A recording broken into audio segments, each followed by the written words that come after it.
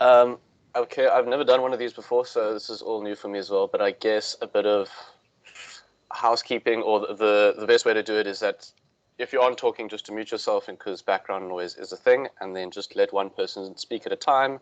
And yeah, we'll just go through it like in the format set out in the email. So just give everybody a chance to go through who they are, introduce yourself, and see how long that takes. And then if we do have some time, we can always jump into some questions. There was one or two things I set out there, but it's open for everybody to input. I guess I will start, seeing as I got this ball rolling and I have the mic started. So my name is Wesley. I'm from Cape Town. I've been doing the soil food web techniques for maybe a year and a half to 2 years with a bit of mindset, but I've been composting and sort of caring for a small garden space for a lot longer. My father's also done composting and been into it, but I would not call myself your conventional agriculture, out there actually producing a lot of food. It's always just been for ourselves and dealing with our own food waste when it comes in. Um, what brought me to the soil food web classes was obviously trying to understand microbes, and Dr. Elaine's name keeps coming up as the one to learn from, and YouTube does give you a lot of her talks and stuff to listen to, and I was quite inspired listening to her talk without knowing much about her. After doing some research and sort of finding out for myself how well or how long she has been involved in the soil food web, I thought I may as well go for it. And of course, COVID gave us a perfect opportunity to have a bit more free time to study. So um, I've been doing it since 2020, I would say, and I've really enjoyed it. It's been eye-opening. It's changed my view of the world quite dramatically, and I plan to continue working with the soil food web to help other people access these sort of things. A lot of people, I feel like, at this point are quite interested in knowing, but not really sure about where or what they don't know when it comes to microbes. They know they're there, but they don't know what they do. And it's, for me, my background is education, so it's a lot of teaching people and a little bit of explaining these concepts to start off with, which I'm really enjoying. Um, I'm very excited to work with people, especially in the education space. So I'm doing a couple workshops around teaching your sort of home gardener and market gardener and people like that how to compost, and giving them tools to be able to assess their compost, and then having the lab service available for them to come and send their samples through and get their biomass reportings back. And in terms of collaborating with the Soil Food Web community at large, I think that's why I started off the whole ball of this, of getting to know everybody, because I think individually we can achieve a little bit, but collectively we can actually achieve a lot more. And there's a hell of a lot of soil that's taken a lot of damage over the years. And I think if we, as a collaborative community of the Soil Food Web South Africa, can come together and offer people solutions in every part of the country and in other contexts as well, that maybe we can start to turn the ship around and actually produce some food that's not it doesn't require a lot of pesticides and sort of fertilizer and stuff, and offer people solutions. So that's my introduction. I'm excited about meeting everybody. So I don't know what order you'd like to do it in. The order that I see on my screen is I see Adele beneath me. So I think maybe we'll just give it to her next, and then Barbara after that, and so on down the list. Okay, great. Thanks, Lizzie, for that introduction, and also for taking the effort to organize it. I mean, it's a lot of work to do it. So thanks for taking the first step. So my name is Adele Hoskin, and I'm based in Pretoria. So my background is actually in urban development, and it was through a bit of a health crisis and soul searching that I landed on regenerative agriculture. That was quite an intuitive pull for me, and a massive shift in terms of where I come from professionally. So I also just searched on, as I became more aware over the years of what goes into food production, I became much more drawn to soil and what goes on in the soil and how that impacts our health. And then eventually I decided stop just reading about it, but really educate myself more. And it was also actually through Facebook that I just found this random post and investigated that more, and then decided this seems like a very good idea to do. At the moment, because I live in a townhouse complex on the fourth floor, I'm limited to urban food production, but I also want to use this approach in the Moroleta Kloof Nature Reserve, where we're doing invasive species control and rehabilitation, land and soil rehabilitation projects. So I really want to collaborate with others to see if we can find solutions for landscape rehabilitation using this approach and also invasive species control. So that's really what I'm looking forward to in the future. But what I would also like to do, like Wesley said, I feel that we are going to make bigger inroads if we work together. So I'm very excited about the opportunity to meet people, and I would love to collaborate with people. Of course, locally would be great, but across the country. My interest is also in education and in advocacy, also in documenting and in research. And I think it would be absolutely crucial to start to document what are some of the successes, what are the challenges as well, for people to make the transition. We're going to have very strong evidence to convince people about this approach, and not just get inspired, but actually come with hard, cold facts about how to do it and how to make the transition. So I'm very keen to work on case studies and do work on research as well. So if there's an opportunity to collaborate with each other and research institutions, that would be great. So very happy to meet you all tonight and look forward to engaging more. Oh, and I just want to add that as we're chatting tonight, Wesley is recording, and I'm also just doing some notes just to get a general feel of who we are, and capturing some of the bigger themes. It would be really great if we can just think how we can share more information with one another. There's lots of people who would like to join tonight who couldn't. So I'll have some notes available after this, and I'm putting together an Excel spreadsheet. It's really just a starting point to say who we are, where we are, and we can all add more information to that as we go. But it's really for the benefit of the group as we go forward, and also for people who weren't able to join tonight. But they get a better sense of the network as we're expanding it. Thanks. Okay, cool. Thanks you very much, Adele. I think next on the list is Barbara, so go for it, Barbara. Super, thanks guys. Thank you, Adele. That's really, really stunning. Great that you're in Pretoria. It's a powerful space to be in. I'm down in Riversdale on the Western Cape, so I'm on the garden route between Mossel Bay and Heidelberg, Swellendam. I've been hugely inspired by Ernest Gotch from Syntropy Agriculture Perspective. Because I'm totally dry land, I do not have a refillable water source, so I harvest all my water from the rain that falls, and I've got to try and make the best use of that. So it's a case of I've really got to think outside the box in order to make my farm work, and it's been an interesting journey. So going forward so how I got into Lane was the whole thing around soil microbiology, and I had an olive orchard that's still there of 850 trees, but they became very sick because of drought and then too much rain and stuff, and I actually I'm going to replant them. But my journey through this whole episode has been about realizing the impact and the importance about the biology in the soil, in essence, for everything to have abundant health.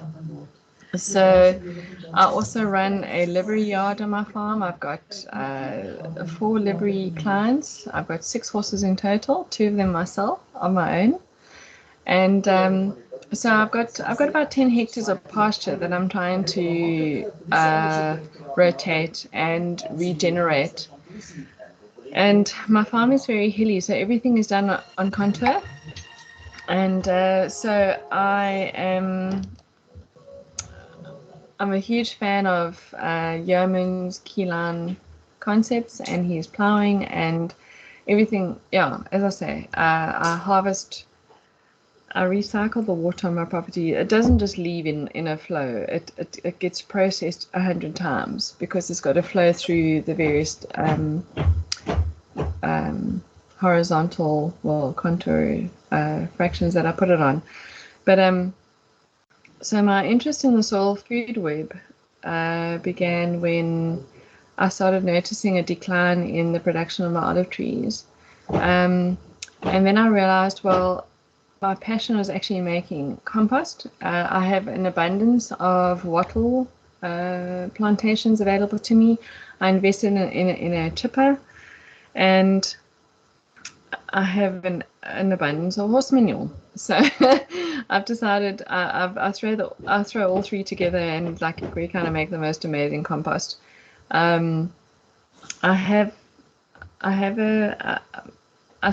embarked on Elaine's courses, but because I'm already involved in IT, I get a bit, what's the word? Bored between being bound to a laptop or a, like in an opposite situation. All I want to do is break free and be outside. So I've done Elaine's foundational courses, and I've learned a huge amount, but I still think there's a lot more that can be learned in the field, depending on one's environment. And I love cover cropping. I do quite a intense rotational of cover crops between the seasons to improve my soil and to harvest carbon, etc. So my interest is multi-faceted at this perspective. I'm also very keen on biochar and vermicompost because pasture orientation is more bacterial dominated than fungal dominated. Fungal dominated is more for trees, which it's my deduction. So I have a microscope. I have everything, but I haven't actually pursued much of that. But I'm trying to balance. I'm trying to create a balance between my IT career. I'm a programmer, so it's quite busy, and trying to get my farm thumping along the lines of regen and renewable resources kind of thing. On a dry land perspective, I don't have a renewable water source, so it's a three-dimensional challenge in essence. And so that's where I'm at. But I'm so happy to meet all you guys. Mom, may I say? No. Hi, I'm talking. No. And I'm so happy to have this group of peeps in South Africa, because for the last couple of years I've felt like really alone in trying to find solutions, for my particular situation. And through Elaine's courses, I'm just amazed at how many South Africans are embracing this, which is absolutely fantastic. So stoked. Yeah, I agree. Thanks very much for sharing, especially the dry land part. That must be a challenge. It is interesting for me how many people have recently come onto this group. I've been on for a while, and suddenly in the last 4 months, it's really picked up a lot. So very good to see. Right, the next person I have is Cornelius. So if you'd like to just unmute yourself and go for it.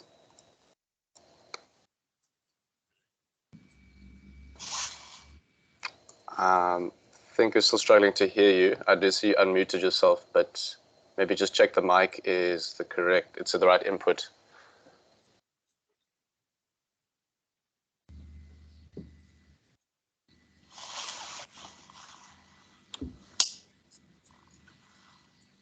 Sometimes it's like it's got the wait, I think I can hear you. Cornelius, there you go. You're unmuted. It's the earphones. Can you hear me now?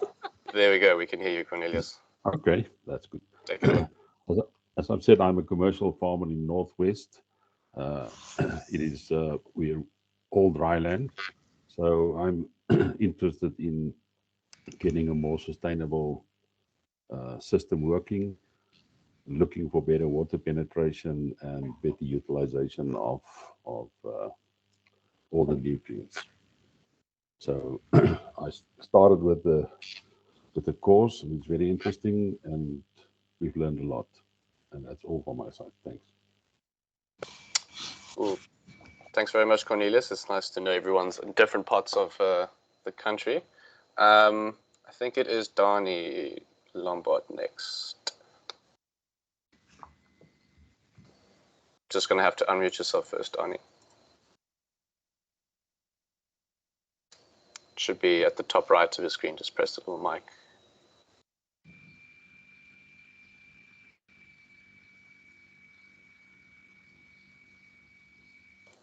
Next to the red thing that says leave, it says share, mic and camera, and then the mic will just need to be clicked again.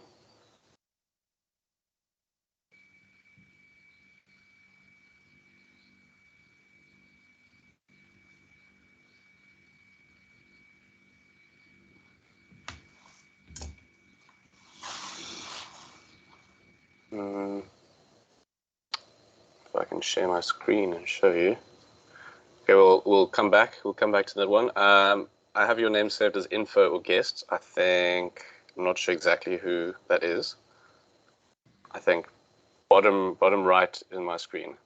There we go. Hello, can you hear me? Hello, can you hear me? Yes, all good. Go for it. Yeah, my name is Jacob van der Westhuizen. I'm from Circle Via Boerdery. We farm dryland, soybeans and maize, and we've got a beef cattle herd outside Nigel, Eastern Gauteng. I stumbled onto the Soil Food Web webinars last year during October.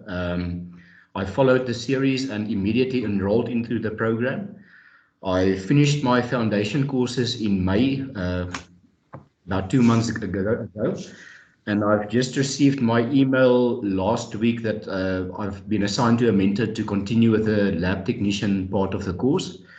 So yeah, I'm very excited to start with that and get it rolling. I plan to start using the techniques as soon as possible on our dryland maize and soybeans. We've been into a no-till system for the past 10 years, doing precision agriculture, and we've used cover crops with varying success the last 4 years. This year's planting look very good with better moisture conditions.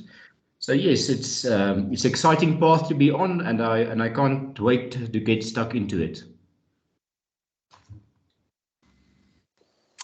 Great, thanks so much. It's quite an exciting part to get your mentor, and I had a very nice mentor. I must say the experience with him was very good. So as long as your times are right, because they're obviously in quite a different time zone, I'm sure it'll be fine. The next one I have is Natalie. I hope I said that name correctly.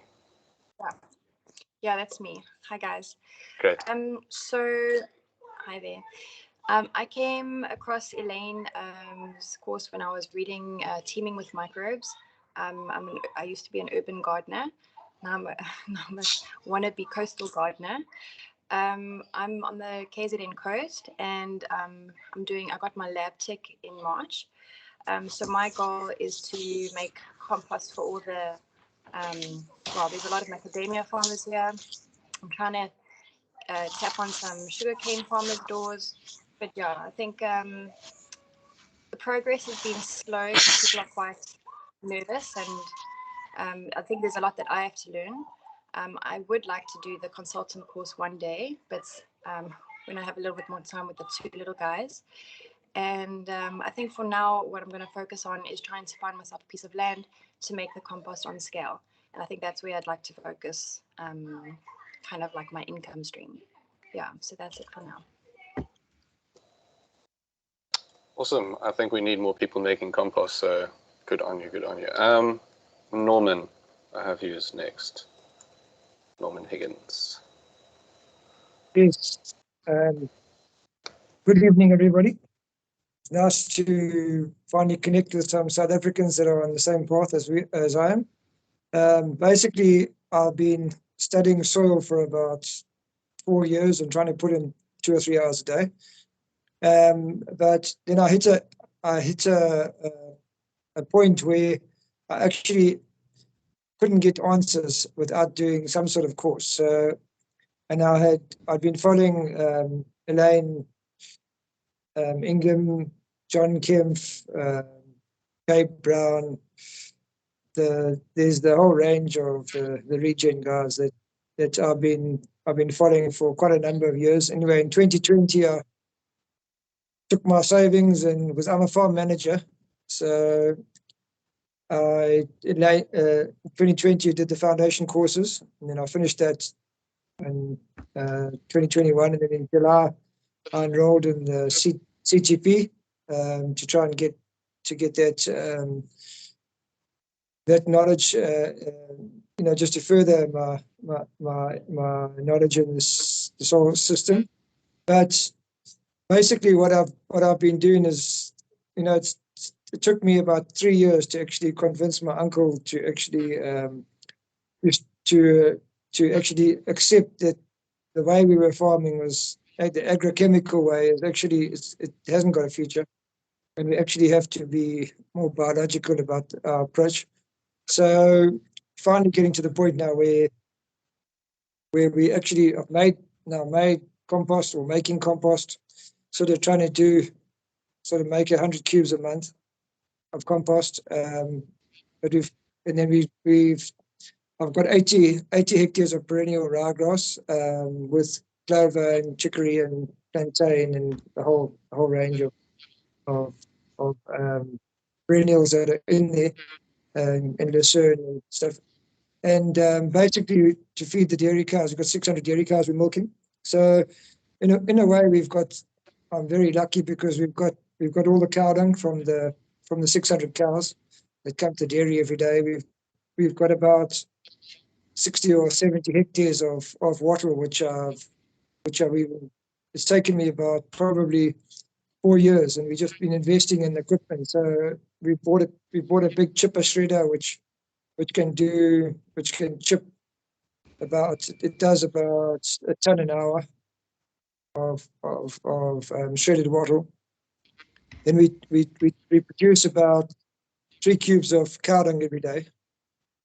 So I've got the cow dung, and then I've got the calf pen. So I use the wattle chips and we put it under the calves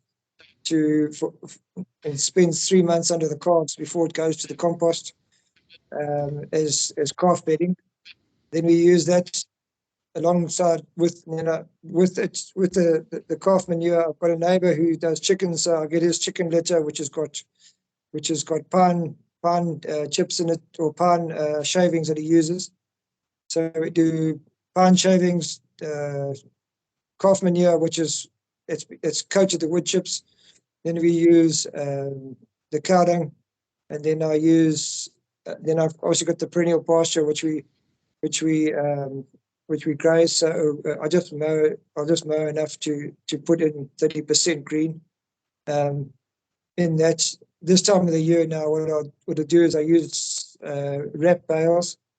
Then I've also got dryland, about 80 hectares of dryland Kikuyu pasture, and then I grow 200 hectares of maize. Or we grew 180 this year, and this last year, and this next year we're putting 200 hectares of maize.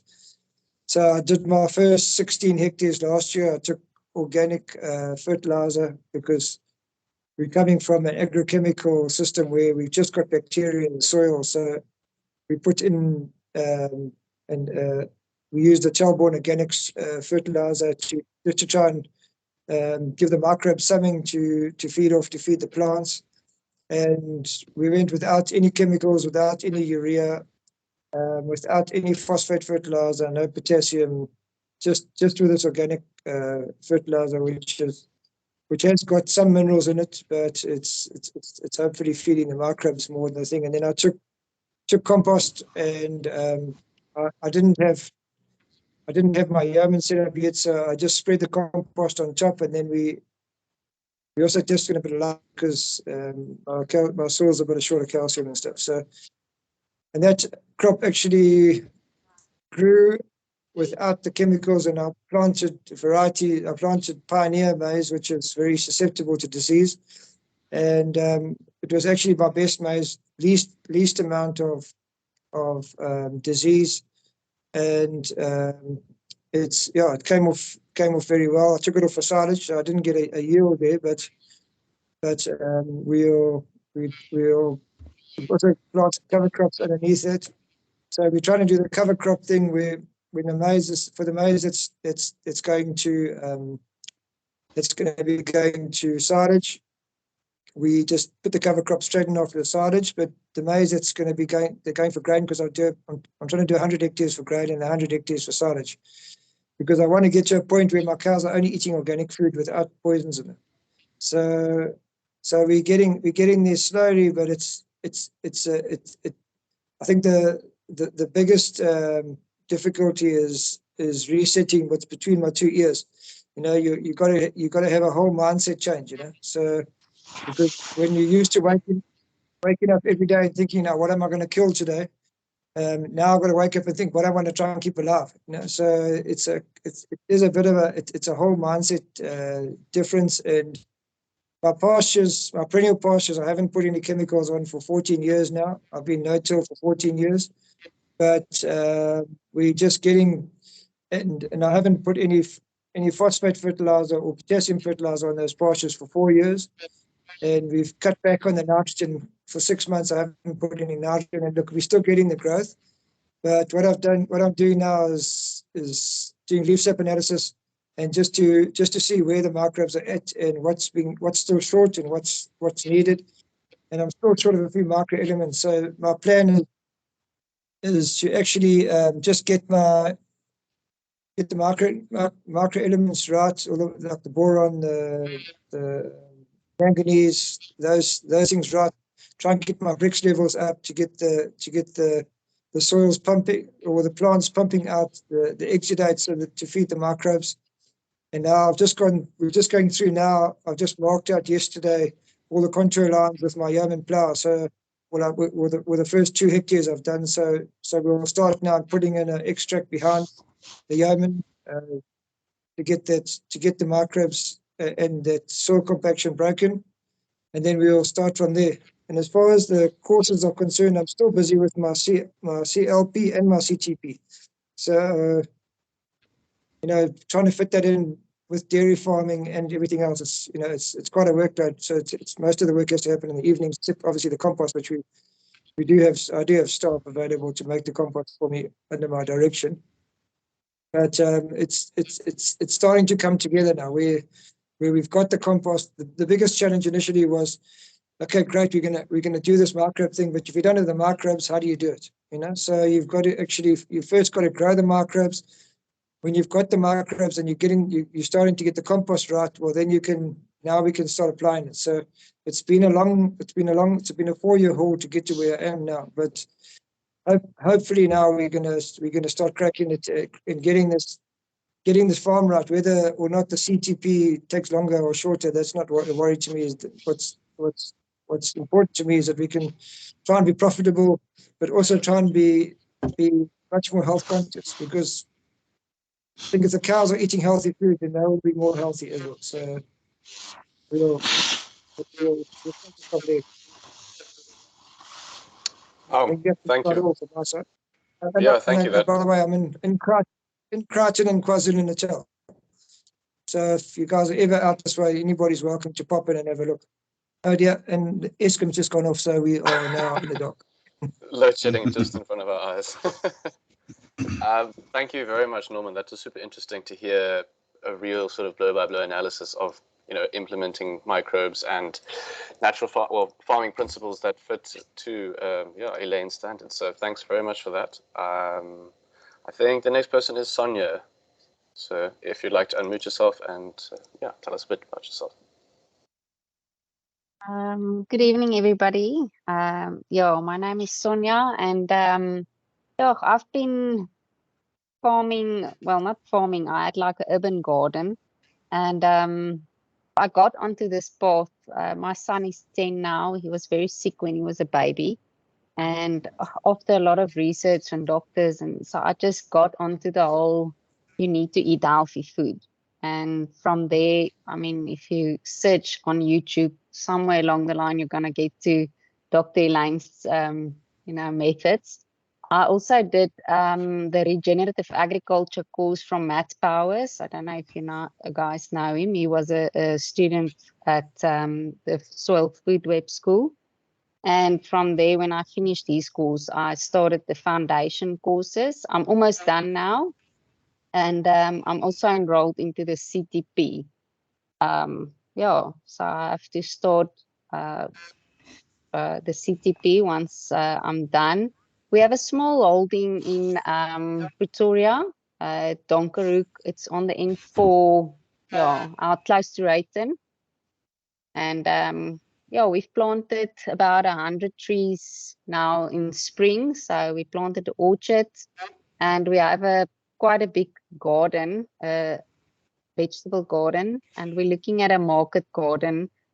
And then we've got some extra space. So I was looking at also maybe making commercial compost, but I don't know about the viability of the product in the market at this stage. I think people first need to be educated everybody knows organic farming by now, but I think biological is a word that is not recognized or known in I don't know, commercial farming, definitely, probably not. And on small scale, I'm not sure. So, I'm looking into maybe exploring those ideas, making compost, or maybe, I don't know, maybe I'll go and do consulting work. It depends. We have a lot of farmers in our area. Some are quite big. So I will see where the road takes me. But that's to this stage, I'm just experimenting. I've been making compost for about 5 or 6 years now. And a lot of things are clearer now after doing the foundational courses. I know now why some things work and some things don't. That's my story. Thank you for having me. And thanks for organizing this, Wesley. It's very, very nice. Great, thanks for sharing, and it's my pleasure. It's really nice to get to know everybody. I think the last one is Sarita, and then we have one more after that.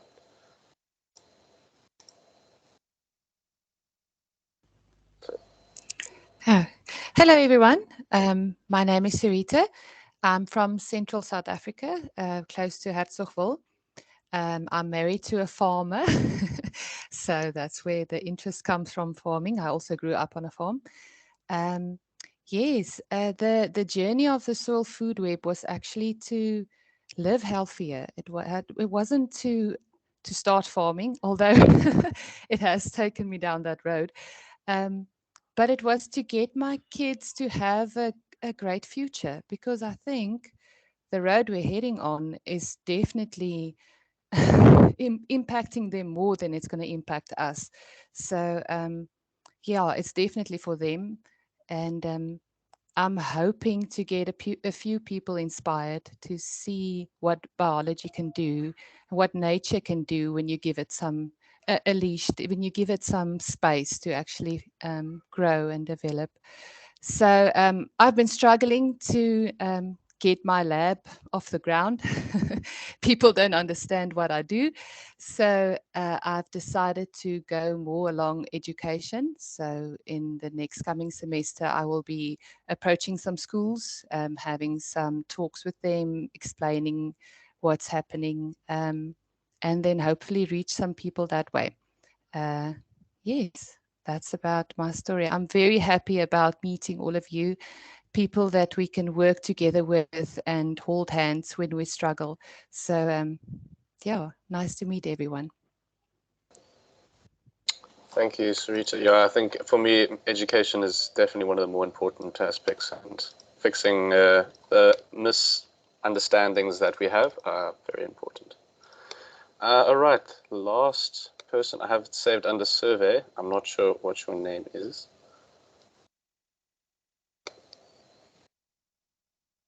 Well, I don't know.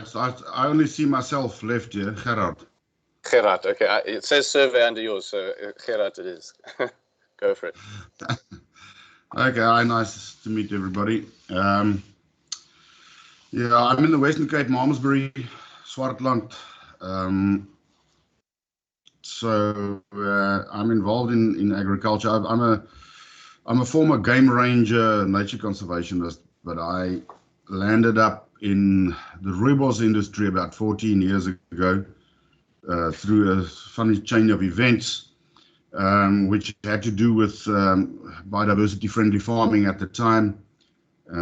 It sort of went into the direction of sustainable farming, which has been, I'm not going to bore you with the details. It's to do with certification, etc., etc. Those of you who are farmers will maybe understand a little bit.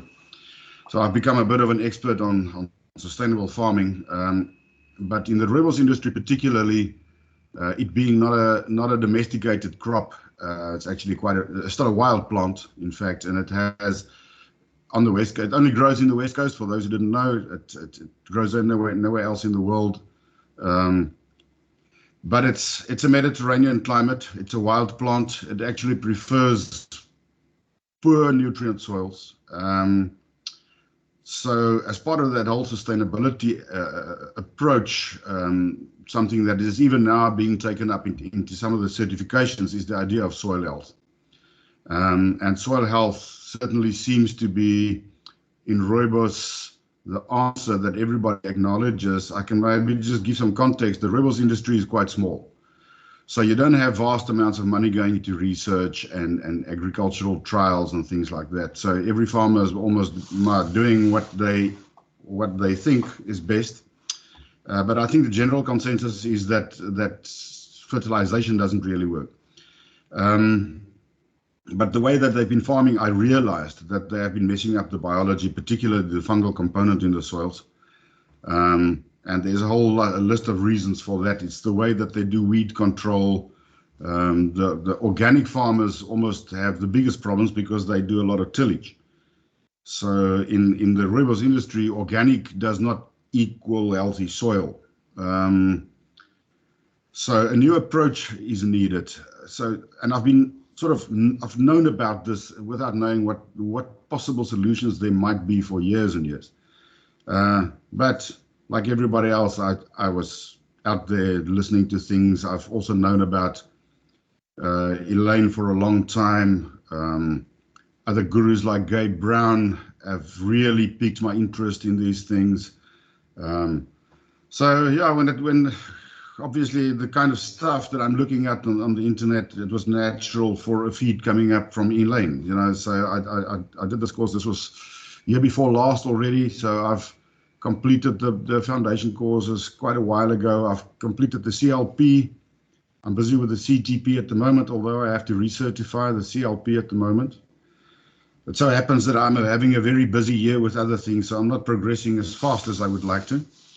But yeah, I mean, I'm on my second. Look, I've been making some compost just based on the foundation courses for more than a year.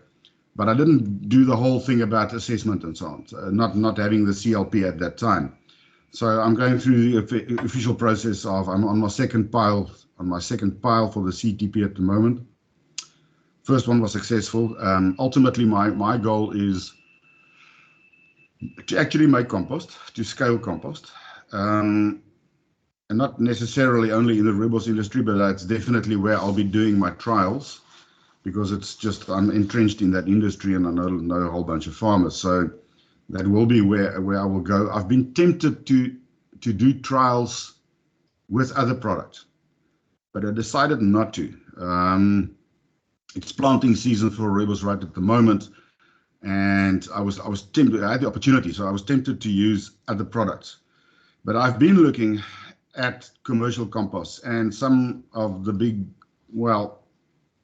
the guys who are actually in this game, but not the soil food web approach, more the kind of approach where they like to follow the commercial chemical industry in patenting products.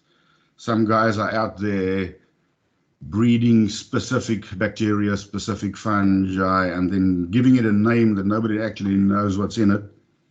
and going out there and doing consulting. And I've actually had some resistance from some of those people. I've reached out to some of them and found them not to be very amenable to what I'm doing. Because in my case, it's not about product development. Because I see we must be aware that a lot of the consulting in this country and the whole approach of biology is going to go that way, where people will see the business opportunity of product development, which is not the soil food web. It's not the Elaine Ingham approach. So I'm going to stick to the soil food web approach, which is consulting, making compost, providing an inoculant to my clients, making the best biocomplete compost I can, trying to scale it as much as I can, but not to sell commercially to the public. You know, it will always be based on specific farmer clients or gardening or horticulturist clients, and then providing the actual consulting service. You know, so that will be another branch of my other consulting work. So if I wasn't clear, I ended up in Rooibos, but I'm also doing other environmental kind consulting. So for me, this is just an add-on, but it's something that's really, I see it as a solution to so many problems that I see, and it will be a journey, but very much looking forward to it, and it'll definitely form a part of my business in the future. That's it. Thank you very much, Gerard. That was interesting to hear. For me, it's actually very interesting personally, because I have a friend that ended up interacting with you through UCT. He was counting rhizobium on rooibos, and for me, I found it fascinating to know that rooibos is a legume and it is colonized by rhizobium. I had no idea. I had absolutely no idea. So it's actually nice to meet you, because he was telling me about all the work you guys are doing up in, I'm going to say, Malmesbury and sort of close to the Cedarburg area, Piketberg kind of side. Yeah. Yep, it's very nice to meet you, and thanks for sharing your approach. I included some other talking points for us to go through, if we would like to chat about them. I think for me the interesting one is to talk about. For a second. Go for it. Sorry to interrupt you. Go for it. But while we're in this introduction stage, and before we get into something a bit more substantive, it would be really nice to hear from people that haven't shared it yet, what they would like to get out of this network. Yes, I agree. If anybody wants to share, I mean, if there aren't any clear ideas, that's also fine. But if you may have left it out during your introduction, it would be really nice to know what you would like to get from connecting with others in the network. If you'd like to go, I think just unmute yourself and go for it. Okay, well, Adele, this links to what I've been saying about some other businesses, their approach to the biology thing, which is more of a developing products and withholding information kind of approach, more of branding stuff, and that's what I hope that this group can achieve, that it won't do that, have that mentality, that we won't see each other as competition, but rather as a big support group. I really think that would be the way to go for us. So to me personally, that is an important point of doing the soil food web rather than developing my own products. For sure, I second that 100%. For me, it's to find like-minded people who are scarce in our environments. I mean, I'm a small regenerative agricultural setup, kind of fighting this battle alone in the Southern Cape, and it's a case of linking in with other like-minded people who are willing, who have gone an extra step than I have. I'm also making my own compost. I'm harvesting wattle, I'm harvesting horse manure, I'm trying to do a multi-level thing on my farm. But for me, it's basically to have a group who's interested in growing the soil food web, basically. Once one's aware of the microbial aspect that is needed in the soil for any life to sustain and grow. It's, for me, I'm really keen to share that experience with like-minded people. That's for me. That's what I'm keen on. I think from my side, it's also about connecting with people who you can, because I come from it from the perspective of I want to help people access these tools and to know, there's somebody in Malmesbury making good compost, someone in Riversdale making good compost that I can say to them, can you just send me some of your microscope picture, or have you checked your compost under the microscope? And for me to be able to confidently say to somebody, this is a good source of compost, look here, rather than what I see some people doing. I've been working with a farmer in Robertson who met Dr. Elaine, I think 12 years ago when she was here in Stellenbosch, and has a 1,000-liter compost tea brewer and has been brewing compost tea for 15 years and applying it, and he buys manure lot compost. And I just said to him, you are shooting yourself in the foot, and you have been doing so for a long time. So giving the people that want the service access to materials that make a difference and aren't just compost or organic or any of the sort of greenwashing that we see a lot of these days, that's also for me a big interest in collaboration between all the people doing this kind of work. I don't know if anybody else. Also, sorry, Wesley. No, go for it. I think also like what Sarita was saying is, education. People are very, very uneducated, I think, about, this specific way of doing. And, or it's not known. It's not only uneducation, it's not known. And I think if we as a group can work together, to, I don't know, use platforms that we can, if we put our minds together, I'm sure we can set up some form of, like, I don't know, videos or information, and the other thing we need is testing, testing the ways in South Africa. I mean, there's so many farmers in Australia and in America, but there's not a lot of trials that's been done here, and if we can document all of those things that's been tried and tested, and we can give that to our clients, or take that when you are going to see somebody about composting or whatever, it would be great. Yeah, I agree with that. I think something we must keep in mind is also the whole education thing. But a part of that is the thing that the devil is in the details with the soil food web. That's what I find with this training to be very useful, because I've looked at, Wesley, for instance, in Rooibos, there's been some compost trials, vermicompost trials, in studies that are not worth the paper they're written on. If you look at the actual report, which is published research, and you find that the reviewers, none of them picked up very glaring mistakes in the experimental design.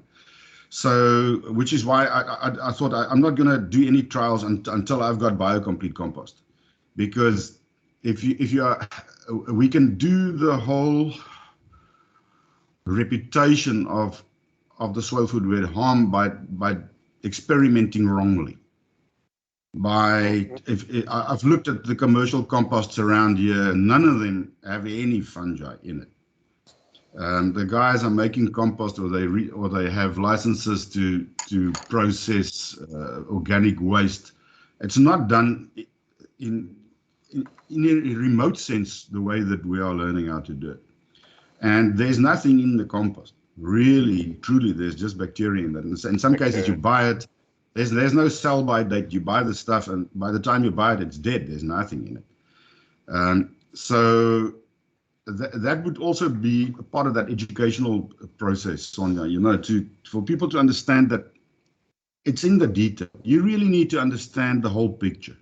If you're missing parts of the puzzle, you're not going to be successful. And then that causes, I know cases like this where farmers say it didn't work. Tried it, doesn't work. It's nonsense. But the way they did it was completely wrong because they didn't have the whole picture. So the educational part and the detailed part and the whole soil food web approach part, I think, is something that we must also just understand, be aware of it, and then when you're going out there going consulting, you're going to have to share information. I'm not going to be tight-fisted with my information because I know that there will always be clients who will require my services if they understand that it's complex. I don't see them as competition. The more farmers that do this, the better. I think there's room for all of us, but we must make sure that we push the right message from the soil food web. Yes. I think Norman wanted to say something, but I 100% agree with a lot of those sentiments. The reputation is important, especially at the start. Yeah, I think from our side, I've been studying this thing for 4 years now, and we actually need people on the ground that are actually implementing these things and actually making them work, because it's at the moment it's just theory, and I speak to my fellow farmers and they think I'm crazy, but you can see when the fertilizer prices jumped, they all say, no, they're going to come for lessons now. But I said, look, let me get this thing right. Once I've got it right, and I can show you that it works, then I said, then there's going to be a revolution here. But until such time as some of us can actually get it to actually work, we can have all the consultants running around educating people, but until we can actually show them that, look, this maize has been planted with biology and it's actually growing and it hasn't had phosphate fertilizer, it hasn't had fungicides, it hasn't had poisons, and we can show them the pastures and we can show them healthy cows and we can show them the actual things working with Gerard and his rooibos there. If you can show them a farm that's actually doing it right and it's getting things right, then we're going to see change. Until we can do it ourselves, I don't think there's any point in trying to convince other people to do it, So that's where I said to myself, okay, well, I'll educate myself. I'm going to do this thing right. I'm going to follow Elaine's practices, get the compost right, put the right compost on. I mean, I made compost last year. I didn't even put it on because I said, no, the compost, it didn't meet up. It wasn't hitting the standards. Finally, now I'm starting to get biocomplete compost. I've got the flagellates. I've got I've got all the right organisms in there now. Now I've got adapted my yarn so I can put this stuff in. But let's get our act together so that we can actually prove that this actually works. Once it's working, then and that's why I think the joy in actually having like-minded people that we can actually speak to and say, look, guys, I've done this. This is working. I've done this. This didn't work. Why didn't it work? And for me, it's going to be to try and get those flagellates done. In my soils, I can't find flagellates, so I've got to try and get the flagellates out there, and I've got to try and look after them in a way that they can actually survive, and get the right set of nematodes in there, and get the right amoeba in there, and actually get these soils working. Because I've been waiting for 14 years doing no till, no chemicals, minimal fertilizer, and I've still just got bacterial soils. So now I'm starting to add the biology. Let's get this thing working. Get it to a point where we can actually have a farmer's day. Maybe we must actually arrange to go up and meet our Shane, because now he's on the group. He might be willing to host us. Make the effort. We go and visit him. We see how he's done it.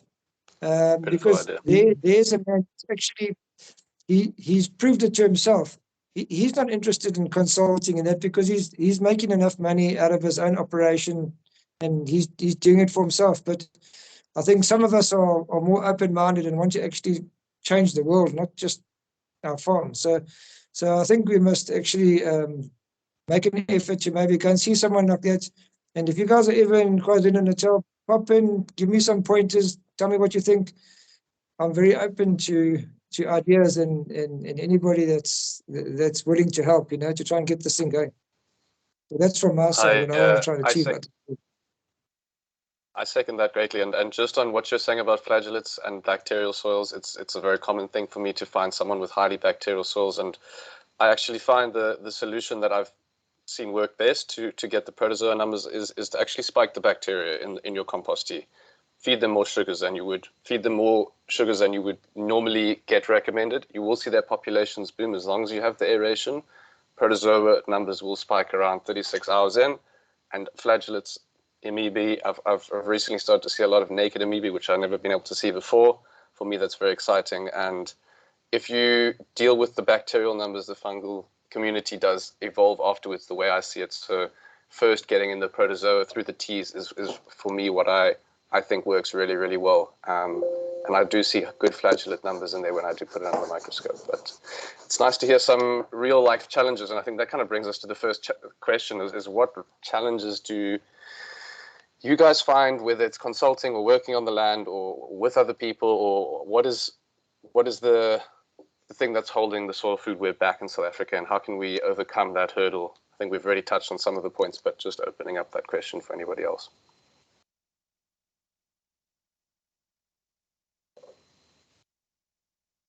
If we aren't sure, we can always hop on to the next question. I definitely think education is one of the challenges, and I don't come from an agrochemical perspective. I don't understand a base saturation or a Melech 3 test. I've read them and they don't make sense to me.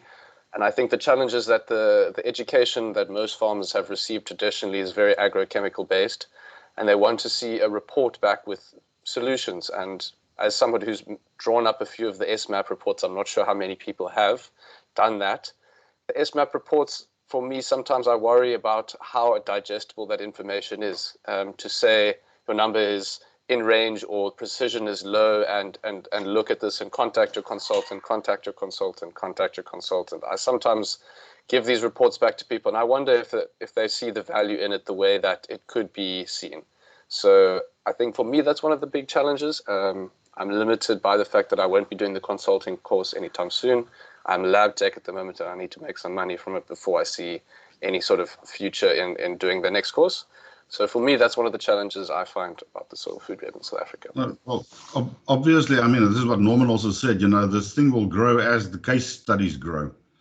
And the case studies are going to grow with more CTP students. That's how you're going to get the case studies and the success stories. We must realize that we're right at the start of this thing. You are only going to, at this stage, convince like-minded people who are already thinking like you. So clearly, and then it's easy to say, well, have a lab and have your soil sent to a lab. I just had a potential client, Wesley. I passed it on to you actually. I don't know if you got that email. I'm looking forward to it. because I'm not. I have to recertify my CLP, and I'm not really doing lab tests. Is not part of my business plan. But obviously, I think that I'll be willing to help if I can. But I don't want to open up that door and have a flood of things. Not that that's likely to happen at this stage. But so at the moment, yeah, there are so few of us. So it's not like the network. I mean, Elaine and them think that you can have this thing going, and they are consultants. They just aren't. We are them. So that's going to be a challenge, is to get to the point where there are actually more of us, where a farmer can actually confidently send a soil sample to a lab, have a result, and have a consultant who can actually advise. We are just not there at all. I mean, this is both an obstacle and an opportunity. That's the way I see it. I think one of the big things is when you look at farming and the way we have done it for such a long time, when you go to an agricultural college or a university, you are taught the agrochemical way. And because as farmers, that's our livelihood. You can't afford to make a bugger up in any season on any of your lands because the prices are too expensive, machinery is too expensive. So it's difficult to overcome that hurdle. Even when you do the foundation courses and you see the case studies, they tell you what has been achieved, but the implementing it, how to get there, how to get from point A to B, that's a bit of a gray zone. And that is why one of the reasons I'm excited to be part of this group, because I believe there are people like Norman that's had that experience that can show you the pitfalls of what to look for. Because I also know a lot of my neighbors that has tried compost and they say that stuff doesn't work, but it's actually just reduced wastage. I went to a composting site close by because I wanted to get a quick kickstart. And the moment we drove in there, I told my brothers, this is not going to work. They use kraal manure from Koran beef. They use blood and intestines from the abattoirs. They mix it together. They turn that stuff 3 times every week for I don't know how long, and it still smells. The moment you open that up, you can see the actinobacteria in there.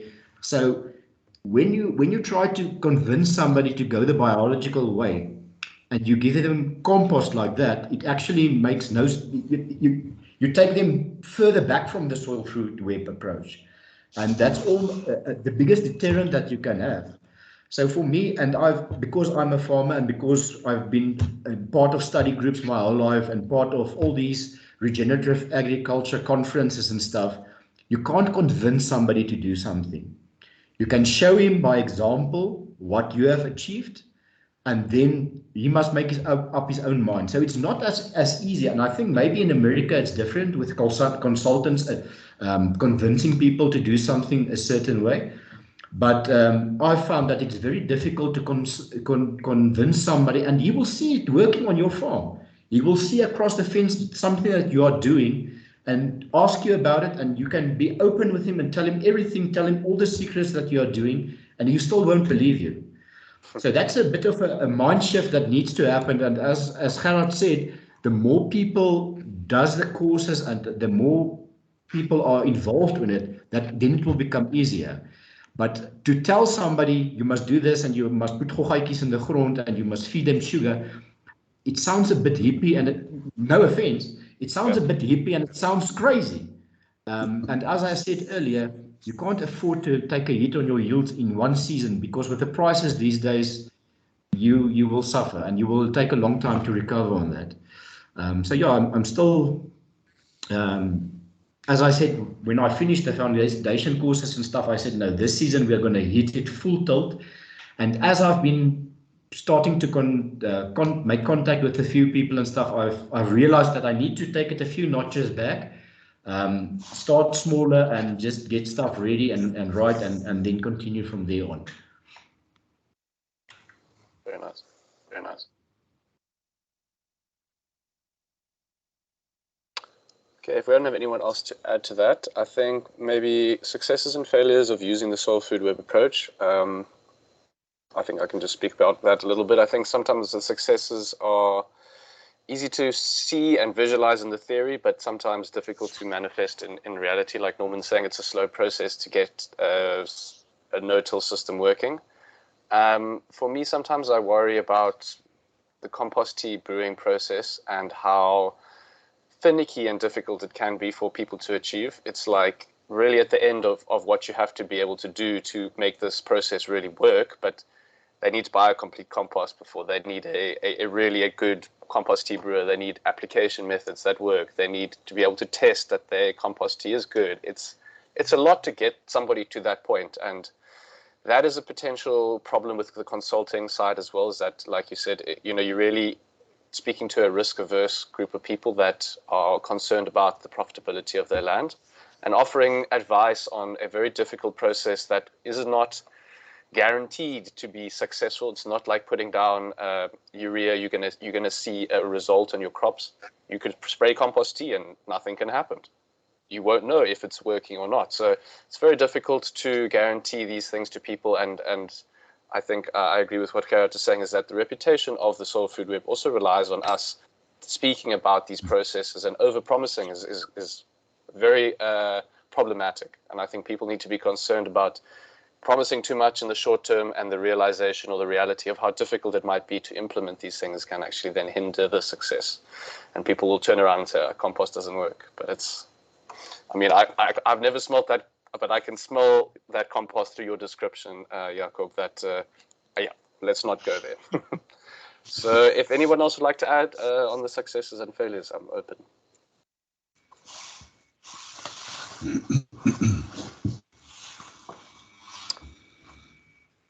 All right. I think if I can just say something, I've got a friend who was making compost tea, and he said no, what he's seeing such good results with compost tea, and I took a sample of it.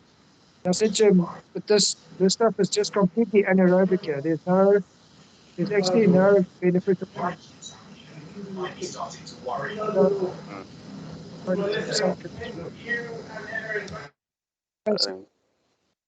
sorry, there's somebody's unmuted. Anyway, there's so I got him to buy a bigger air pump, and now he's suddenly now starting to actually make at least aerobic compost tea. So he's got a good diversity of bacteria.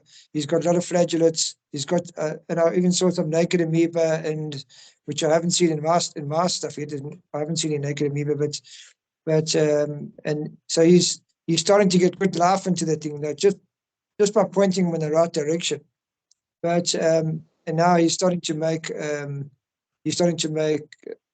vermicompost with this manure, but he doesn't have much fungi in there. So it is an education, like Sarita was saying, Sonia was saying, you just got to educate everybody. Take one step at a time. Just help farmer by farmer. At the moment, I'm not charging anything. I'm not qualified consultant. I'm just trying to help people move in the right direction. So I think until we can actually change ourselves. Sorry, man. If I can interject here, Nicole Masters is a vermicompost guru, and she says for vermicompost to be bacterial dominated, we need to put bark chips as the food. So a lot of people use grasses and whatever else in their vermicompost, but Nicole Masters recommends bark chips for a fungal dominant vermicompost. High carbon equaling more food available for them. It makes sense. Yeah. So vermicompost will always be bacterial dominant until you introduce bark chips. It's all about the trees, and that's what they're needing for a more fungal dominant vermicompost. Yeah. So that's what I'm trying to explain to them. I think for me, working with getting in the fungi is also one of the more difficult aspects, as we can all tell that bacteria are basically everywhere. Diversity for them is important, but I think talking about ways to introduce fungi is maybe very relevant. I don't know if anybody is familiar with natural farming. It's another regenerative practice that I firmly believe in. Natural farming seeks to bring in indigenous microorganisms from natural areas of health and productivity, and culturing them onto certain substrates and allowing you to access a more diverse set of microbes that, I don't have looked at them under the scope. They're very different to what Elaine often will tell you as good and beneficial. Some of them are yeast-based. Some of them are very, very interesting fungal kingdoms that we don't often see. But bringing in diversity for me is one of the most important underlying principles. And on the fungal side, especially to get diversity of fungi, very, very important. So, one of the things I find important. Is that KNF? Yes.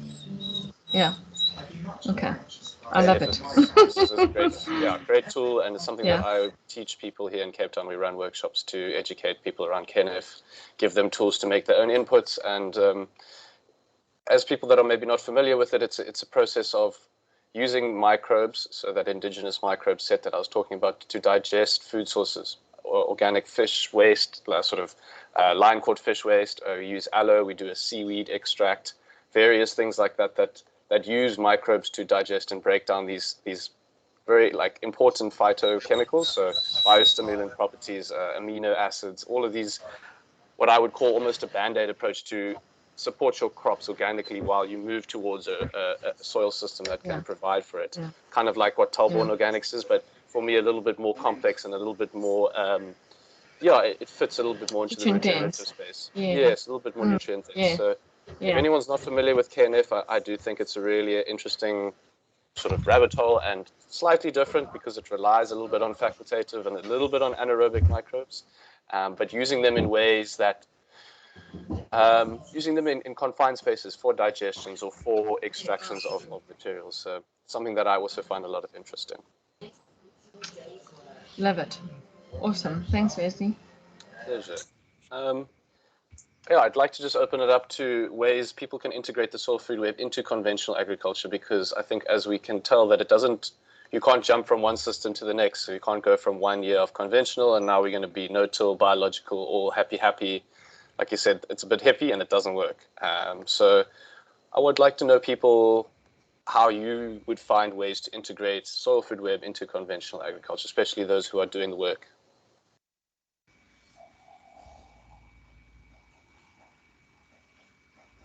Or there's just no ways to integrate it. That's also an answer, I think people are saying. No. I mean, if I can just step in here, I mean, I've got a very small operation. I've got 10 hectares that are under my farm is 74 hectares of undulating fynbos craziness, but I've got 10 hectares of pasture that I'm trying to regen.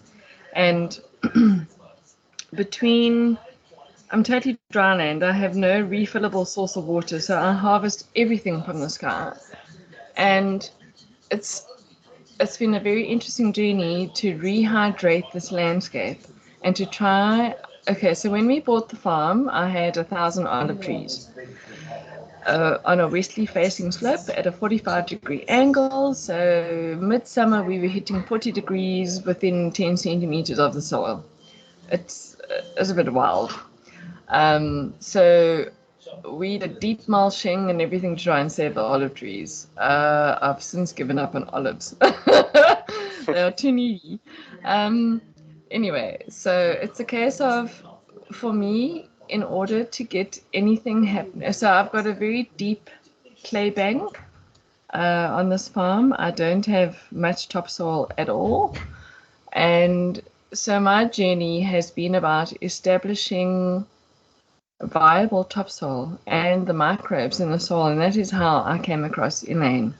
In how can I grow something in this compromised environment without too much care. In too much care, I mean daily irrigation, because we were hit drought. I couldn't irrigate, and so that's been my journey. And it's also led me to Adam Scotch. I don't know if you guys have known about lichen syntropy, where Adam Scotch plants a diversity of trees within a very short, they're planted really close together, and their root systems support each other. So that's kind of what I'm leaning towards at the moment. But I make my own compost, and I just realized I can't afford the chemical options in keeping olive trees alive. So therefore, I've got an abundance of wattle tree, invasive trees available to me. I bought a chipper, so we chip, and I've got an availability of horse manure, and so we make some really awesome compost from that. But yeah, it's been a journey of what works with this landscape and what doesn't. So it's not a case of I'm trying to force something to grow where it doesn't belong. And I've got to try and find peace with that, which I'm happy to move the olive trees. They're quite robust, so I'm happy to move them to an east-facing slope and get sheep. I'm happy to introduce sheep at the moment.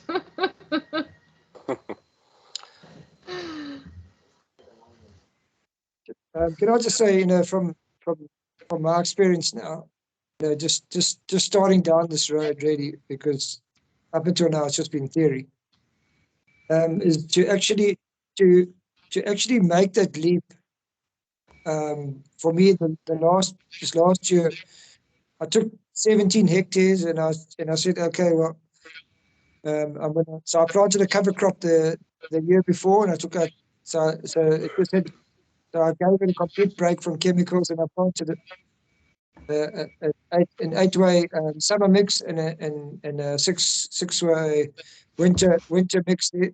And then we went into this first season of planting maize. At least it's had a year's break without the chemicals, all the harsh chemicals. And then we went in with this organic fertilizer and compost, and my fellow farmers all said to me, well, firstly, it's not going to grow, and secondly, it won't hit hip height, and it'll be dead, because now you're planting the Pioneer variety, which is disease susceptible. It's going to be dead before it won't even tassel. So, and then every time the chemical reps came around, because the rest of my maize was all agrochemical still, fertilizer, poison from before the thing comes up, to poison until it dies, and that's every time the chemical reps came, because I've got two different companies that advise me on what to kill next, and they came and looked, and I take them to my organic block, and I'd say, why isn't my maize dying? And I take them to the agrochemical maize, and I'd say, why has this maize got disease? Because now I'm putting on all these sprays. I've spent 3,500 in a hectare on poisons here, and there's still disease here. And then I take them up to the organic block, and I say, what's going on here? Because this maize is just living. It's not dying. It's got no disease.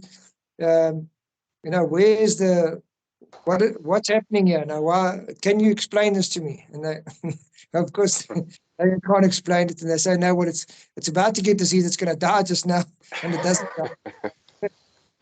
So, I put my first 17 hectares in, and when it first came up, and it was a bit yellow, and my uncle said to me, well, are you gonna graze this, mate? Because it's not going to grow.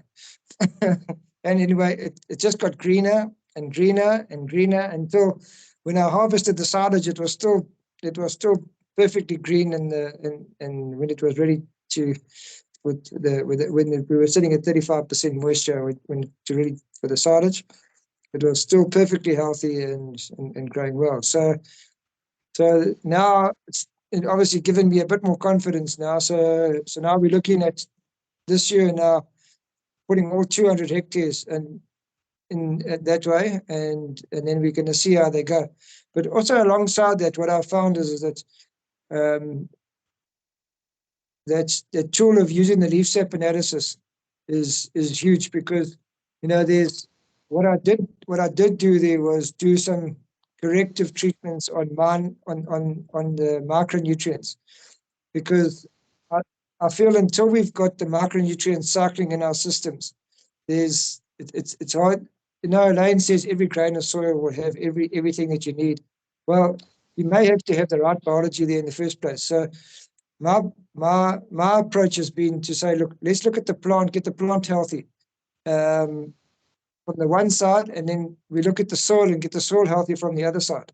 So we've got to have a multi-pronged approach, because like people have been saying, farmers, we can't take a hit. If I take a hit in 1 year, I'm broken. I've got to sell my farm.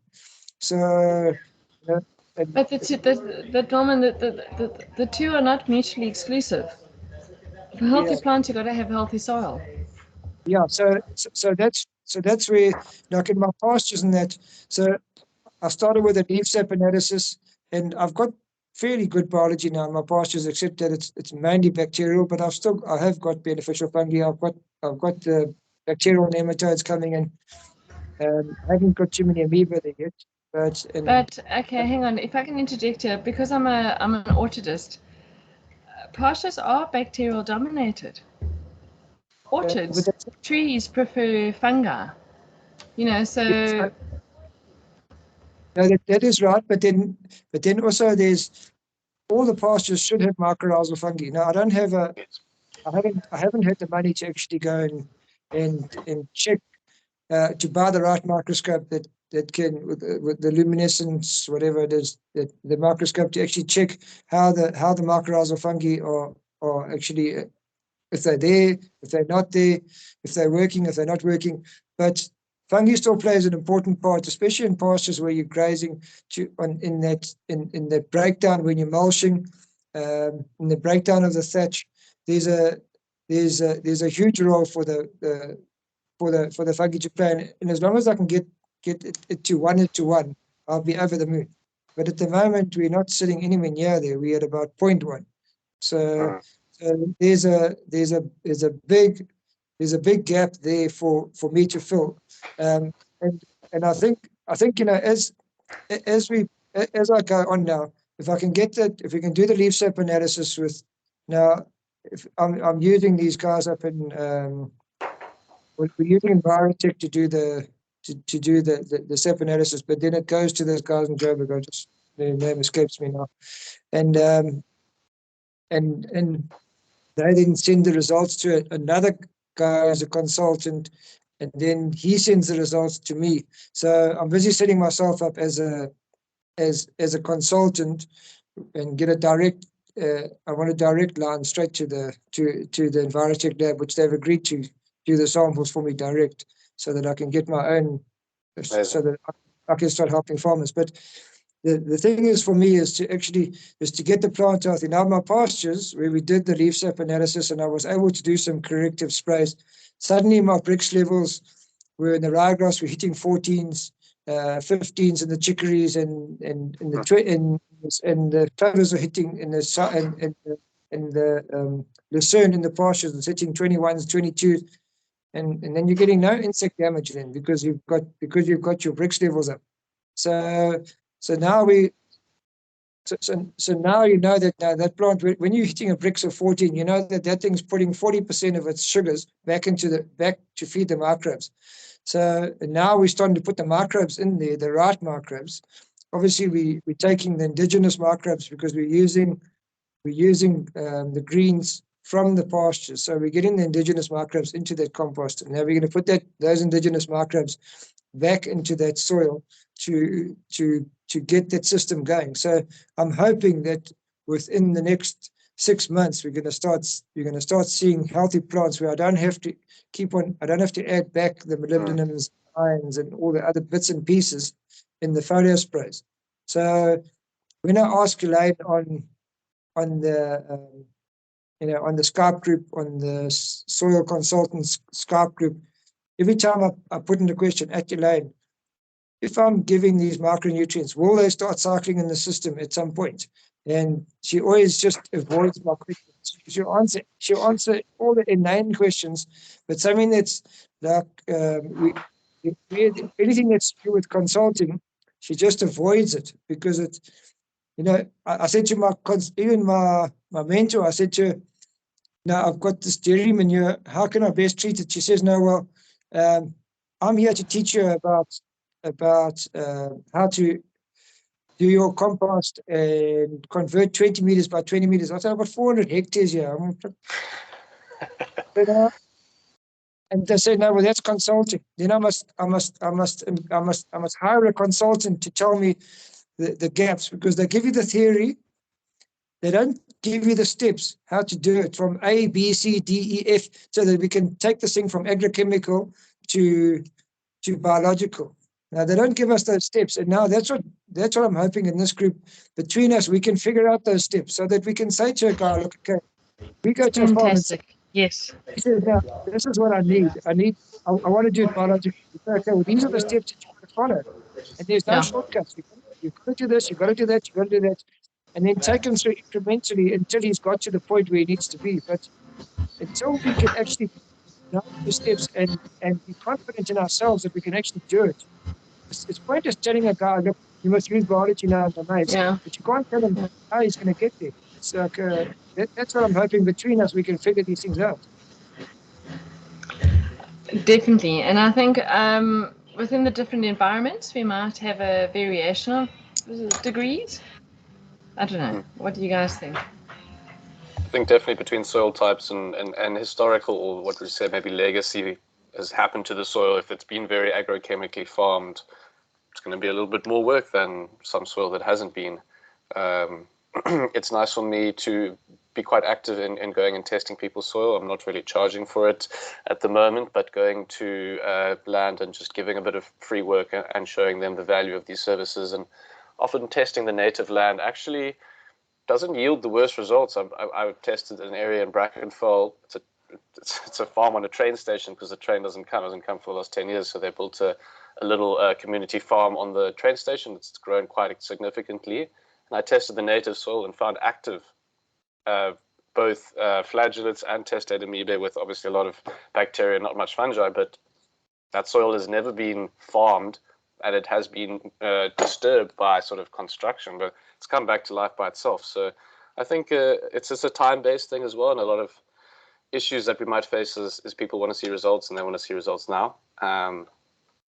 Sometimes it's not possible to rely on the system that takes time to evolve. So for me, having a tool or an answer to give to people in the fact that they can sort of, and I use the word band-aid approach, and they can support their plants organically through organic fertilization to get to the point where their soil isn't harmed by these processes, but their soil can develop up to the point where it can support the crops. So yeah, I think a lot of our challenges have been outlined, and I think it's good to have a few minds working on it. And I really agree with Norman in that people want to see results, and getting them a tool to, still achieve profitability for me is very important, because the worst thing that could happen is somebody comes to you for testing, you give them the results back, they go a certain route, and they actually go out of business because of the decisions that they took around that. So I think there's a wide range of work available from people farming it or people offering lab testing, or I think together the only way that we can do it is through that collaboration.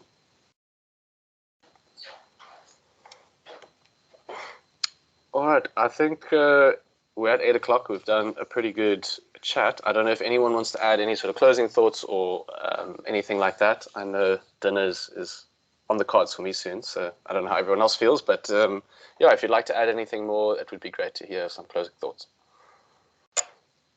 No, I'm just really grateful for this group, because I feel very alone on this journey, and since having met everyone and being part of this, it's really boosted me. So yeah, I'm on a bit of a bigger scale than the market gardener at this stage, and I've got to find solutions. So I'm making my own compost, and I just got to get that under the scope, and take things from there. But yeah, truly grateful. It's great. Thank you.